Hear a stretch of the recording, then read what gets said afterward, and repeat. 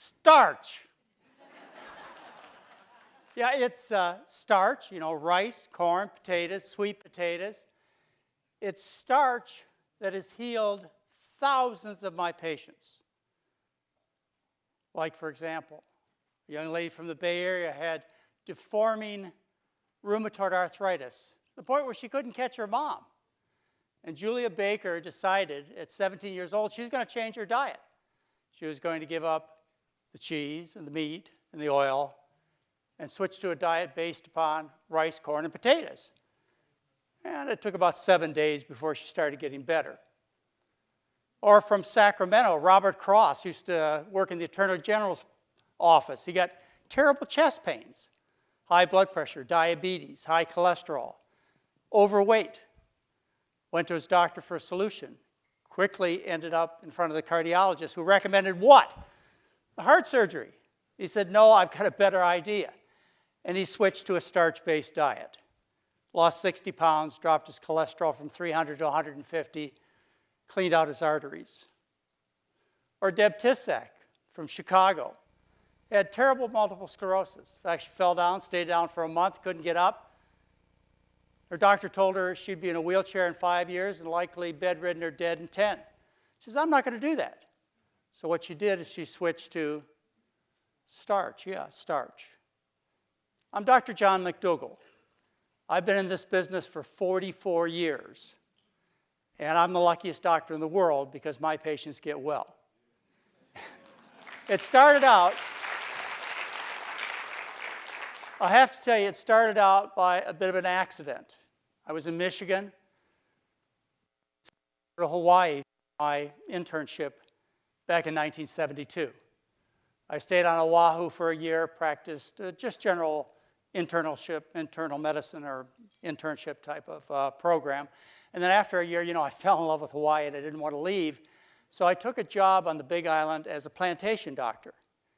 And there I worked as a general doctor for 3 years. I caught babies, I pronounced people dead, I did brain surgery in the middle of the night. But I learned everything that I know today during those 3 years from my patients. The first thing I learned is that I wasn't a very good doctor. I thought I was going to make all these miraculous cures. I watched Ben Casey, Dr. Kildare, Marcus Welby. I knew what a real doctor did. And I went into this general practice on the Big Island of Hawaii, and I started taking care of these 5,000 sugar plantation patients. And I gave them the best pills I could find. Sent them off to the best surgeons in Honolulu. And they wouldn't get well. They just stayed fat and sick. I thought it was because I was a bad doctor. I realized my limitations as a physician during those 3 years. I was humbled. The second thing that I learned from my patients, and it was a unique setting on the Big Island of Hawaii and the sugar plantation, is I learned how to eat because I was taking care of 5,000 people who ate differently. I was taking care of first, second, third, and fourth generation Filipinos, Japanese, Chinese, and Koreans. Now, my first generation, they learned about how to eat when they were little kids in their native land of the Philippines, Japan, China, Korea. They learned a diet of rice and vegetables. And then they had the fortune of moving to the Big Island to start new families, a new life. But with them, they took their original diet, and they continued to eat rice and vegetables.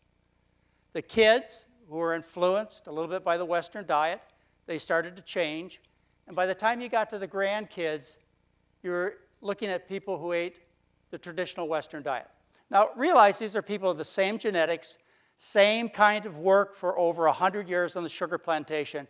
Yet before my eyes as a doctor, what I saw is I saw people living on rice and vegetables, no dairy, just a little bit of meat at most, trim, healthy, hearty people, no MS, no arthritis, no diabetes, no heart disease in that first generation living on those traditional diets. And then I watched the second generation get a little fatter and sicker as they abandoned starch. And then the third generation, which feared starch, rice, corn, potatoes, and took on meat and dairy in their diet and oils, they got fat and sick just like every other American. Well, after 3 years, I had to leave as a general practitioner. I went back to Oahu to become a board-certified internist. And I spent the next 2 years studying in the scientific library, in the medical library, next to Queens Medical Center, to see whether anybody else had made this observation, that people who live on starch, rice, corn, potatoes, sweet potatoes, are thin, healthy, hearty, young-looking, not just in the world today, but throughout history, and that will switch to a well-balanced diet, the rich American diet, with lots of protein and calcium and other of these wonderful nutrients, that they got fat and sick. And what I found out was that scientists over the previous 100 years had made this observation. In fact, it goes further back than that. That was important, because that told me right there and then that getting older didn't mean getting fat and sick. It didn't have to be that way. But as I read in the science, I discovered something else that was really profound, and I'm sure it's going to be easy for you to understand. When you stop doing things that make people sick, they get well. And so if I had figured out that eating a well-balanced diet with lots of meat and dairy made people sick, then the only next clue I needed was the idea that I could be a miracle doctor. I could fulfill what I wanted to do as a physician, which is to help other people by applying this very simple principle. And that is to feed people a diet for human beings. You know, there is a diet for people. I know you might be surprised considering the variety that everybody eats. But there is a diet for human beings. And each and every one of you ought to be able to answer that question for yourself, for your spouses, for your children, for your friends. You should be able to have that answer. When somebody says, well, what do human beings eat? I mean, after all, you know what a cat eats, right? Yeah, you know, cats are carnivores. And horses, they have a diet. And parrots have a diet. You never take and feed your parrot meat or your cat nuts and seeds. So every animal must have a diet. What is the diet for human beings? Well, history would tell us what that is. When you look back through history, and you can go back 2.5 million years, and you see that the bulk of human beings have lived on starch-based diets. We have evidence from 44,000 years ago that said that the Neanderthals lived on starches.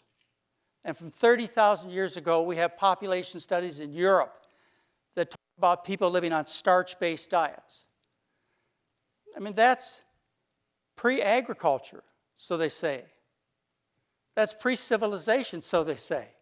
But how about over the last 10, 12, 14,000 years? We have really direct evidence. We have written evidence about what people ate. And if you're a person of history, you know what people ate. Throughout human history, all large, successful populations of people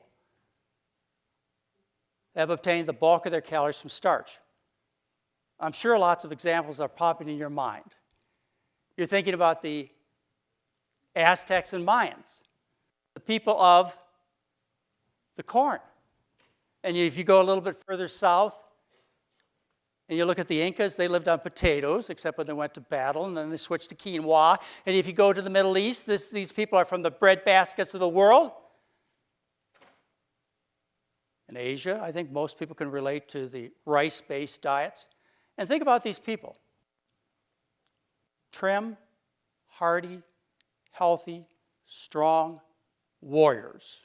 The diet of human beings has been traditionally and always will be a diet based on starch with the addition of fruits and vegetables. What happened is people became more effective at gathering calories. And the richer people in each and every society, what happened to them is they no longer had to eat the starches. They could instead eat the animals that were eating the starches.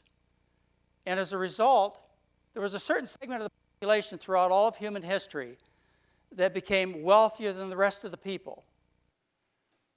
And these people could eat meat in the form of pheasant or pigs or other kinds of animals and put the starches as side dishes. You have the pharaohs and the kings and the priests and the priestesses of 3,500 years ago who are described as fat.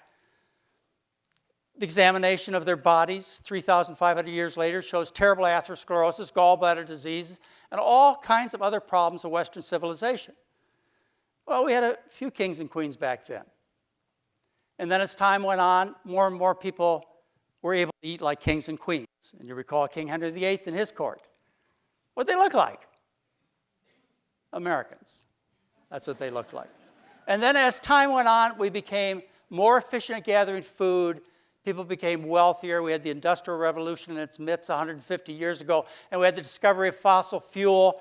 And as a consequence, almost everybody in Western society could eat like kings and queens. And what's the result? Can't you see it? Can't you see it? When people abandon their starch-based diets of rice and corn and potatoes with the addition of fruits and vegetables, instead they eat the food of royalty, as people do in Western society, what would you expect? That you'd have people that look like kings and queens and are sick with diabetes and heart disease and cancer and multiple sclerosis. Anyway, that's the setting of the country today. The statistics are very familiar to you, I'm sure. We live in a society where people are fat and sick, and not just the adults, but the children too. 30% of the kids are overweight. Not only are they overweight, but deep under their skin is a lot of sickness. These kids have atherosclerosis. They have arthritis. They suffer precocious puberty. Little boys are going through puberty at age 9. Little girls around age 8. That's 5, 6 years before intended. We have a society of sick children. Now, come on. Civilized people don't let children be hurt. But somehow we do in our society. Somehow it's okay for the kids to be sick. Well, it's not okay. People should rise up to the occasion and protect our children. How about our soldiers? Yeah, our soldiers are sick. We send our men and women across the world to represent us and to keep us safe, and yet half the soldiers are overweight. And underneath that obesity is a lot of sickness. What kind of society tolerates men and women who fight in our defense, tolerates them being ill because of the rich Western diet, feeds them a diet of kings and queens? Makes no sense at all. How about our businesses? We're competing in a world market, and our fat and sick. How do we compete with people in Japan who live on starch-based diets, or China, or India? Oh, I know how we compete. We just wait till we switch to the American diet and get fat and sick, right? No, I think there's a better way. We can work hard to get our employees healthy. How about a healthcare system where 20% of our gross national product is expected to be spent on illness? How can we ever get ahead? How can we solve the deficit? How can we fix this world? When we have a world where people look and feel and function like kings and queens. The solution is simple, but it doesn't favor business. That's the problem. We have a celebration here. George McGovern, Senator George McGovern, died last month, October 21st, 2012. George McGovern was essentially the author of the Dietary Goals of the United States, which were published in January of 1977. These goals were to be similar to the Surgeon General's report of 1964. The Surgeon General's report of 1964 changed America, changed the Western world. Back then in the 70s, half. Today, fewer than 20% of people smoke. Back in the 70s, obesity was half of what it is today. Diabetes was half of what it is today. Industry has won. Americans have lost. But we have an option to change that by becoming informed about what the human being eats. The human being is a starch eater. All of you out there that are suffering, your families are suffering, and you're looking to modern medicine for a solution, stop looking. They're not going to cure dietary diseases with a pill or a surgery. You are going to fix dietary diseases by fixing the problem, which is the food. And when you fix the food, what happens is people get healthy. You as individuals, sick with various diseases, communities, countries, and the world can get healthy by making a simple change back to a starch-based diet. And I believe it will make economic sense to a healthy country. I believe it's worth doing. Now, I know a lot of you who are new to this, you think about changing your diet. And somebody says to you, well, you have to give up meat. You have to give up dairy, your ice cream, your cheese, your chicken, your steaks. You say, I'm going to starve to death. That's like asking me to give up breathing or asking me to give up drinking water. You think it's an impossible task. That's because you've been faced with a serious untruth about starches. You love starch. I know you do. When I mention rice and beans, you have a very positive reaction. If I mention pasta, you say, well, that's comfort food. Potatoes, I was raised in the Midwest. If it wasn't for mashed potatoes, I wouldn't be here today.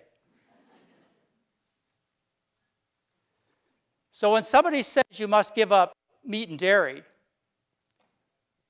and they fail to finish the sentence, what you need to do instead is you need to live on starch, on oatmeal for breakfast, hash brown potatoes. For lunch, you need to have bean soup, pea soup, lentil soup. For dinner, you have bean burritos, pasta marinara sauce, mushu vegetables, and rice. You say, I can do that. Well, of course you love those foods. This is the kind of education that we need. We need a new dietary goals for the United States. We need a government that will stand up and tell the truth to the people. We need a society that will not tolerate uncivilized behavior like letting our children be sick and our military be sick and our poor people be sick and our workers be sick because of the diet of kings and queens. And once we know that, we can change it, can't we? We can make a difference. Thank you very much.